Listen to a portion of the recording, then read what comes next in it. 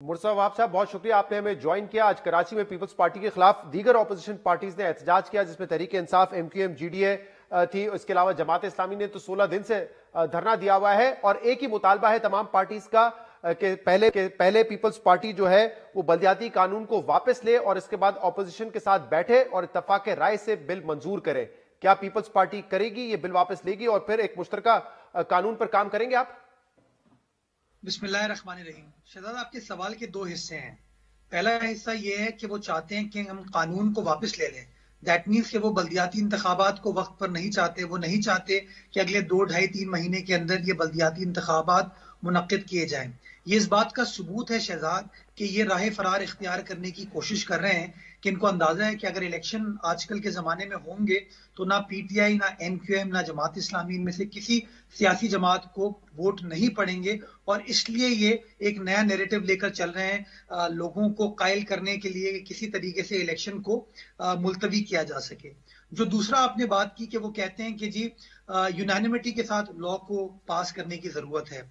मैं सवाल पूछना चाहूंगा मुत्तहिदा कौमी मूवमेंट, PTI और GDA के दोस्तों से जो कि वफाकी हुकूमत में है।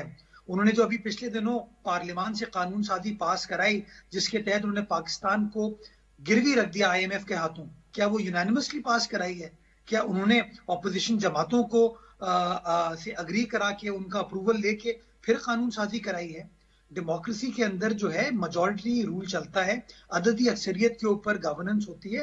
मेजॉरिटी सिंध असेंबली की जो अवाम है, जो मेंबरान है, वो फैसला कर चुके हैं। अब एक बार लॉ आपने पास कर दिया है, गवर्नर साहब ने कुछ ऑब्जेक्शन लगाए, उसके बाद एक बार फिर उसको पास कर दिया गया है। आईनी एतबार से वो कानून नाफिजुल अमल है।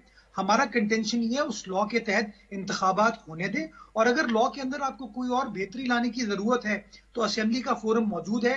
We can agree to disagree, but at least जो पार्लियामेंट्री फोरम है उनको इस्तेमाल करें। बाद में आप कहते हैं कि कानून में तब्दीली लाई जा सकती है, उसको बेहतर बनाया जा सकता है, तो वो अब सकता है। दूसरा जो आप कहते हैं कि उन्होंने कानून को बुलडोज किया है PTI ने वफाक में, तो आप लोग तो उनको तनकीद का निशाना बनाते हैं। आप उनको बताते हैं कि पार्लिमानी सियासत होती कैसी है, तो फिर आप लीड बाय एग्जाम्पल करें ना।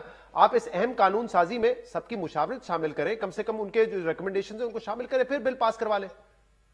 दोनों चीजों पे बात कर लेना आप शहजाद। इसका मतलब है कि आप भी इस बात की तायीद कर रहे हैं कि पहले हम उनसे कंसेंट लें, कंसेंट लेने के बाद कानून साजी करें और जब तक कंसेंट नहीं आती हम नए कानून को वापस ले लें। दैट मीन्स हम सब इस बात पे अग्री करते हैं कि इलेक्शन अभी नहीं होने चाहिए। आप मुझे बताइए वो सियासी जमातें जो अपने आप को जमहूरी सियासी जमातें कहती हैं, जो कहती हैं कि बल्दियाती निजाम होना चाहिए, 3rd tier ऑफ गवर्नमेंट होना चाहिए, जो कहते हैं हमारी जिद्दोजहद ही 3rd tier ऑफ गवर्नमेंट के लिए, वो आज कह रहे हैं कि इलेक्शन नहीं होने चाहिए। इम्पैक्ट क्या होगा अगर इस कानून को आप वापस लेते हैं? इम्पैक्ट ये होगा कि आप बल्दियाती इंतखाबात नहीं करा पाएंगे। नहीं, लेकिन मुर्तज़ा साहब देखिए, वो तो डे 1 से ये कह रहे हैं ना, उसी वक्त अगर उनकी मुशावरत शामिल हो जाती तो यहां तक इतना डिले नहीं होता। वैसे ही कौन सा टाइम पर हो रहे बल्दियाती इंतखाबात, वो तो कोर्ट्स के कहने पे मजबूरन किए जा रहे हैं, वैसे ही ताखीर हो चुकी है उसमें। शहजाद मैं इसकी तस्दीक करना चाहूंगा, सिंध गवर्नमेंट के हवाले से कोई कोर्ट का ऑर्डर नहीं है कि बल्दियाती इंतखाबात कराएं। हमने इलेक्शन कमीशन के सामने अपना मुकदमा लड़ा, हमने इलेक्शन कमीशन को बताया कि हमारा आईनी ऑब्जेक्शन है, जब तक सेंसस का इशू रिजॉल्व नहीं होता तब तक नई हल्का बंदियां नहीं हो सकती। जैसे ही पार्लियामान ने सेंसस के इशू को रिजॉल्व किया, उसके 2 हफ्ते के अंदर अंदर हमने कानून साजी की, कानून को पास कराया। शुक्रिया, बहुत बहुत शुक्रिया।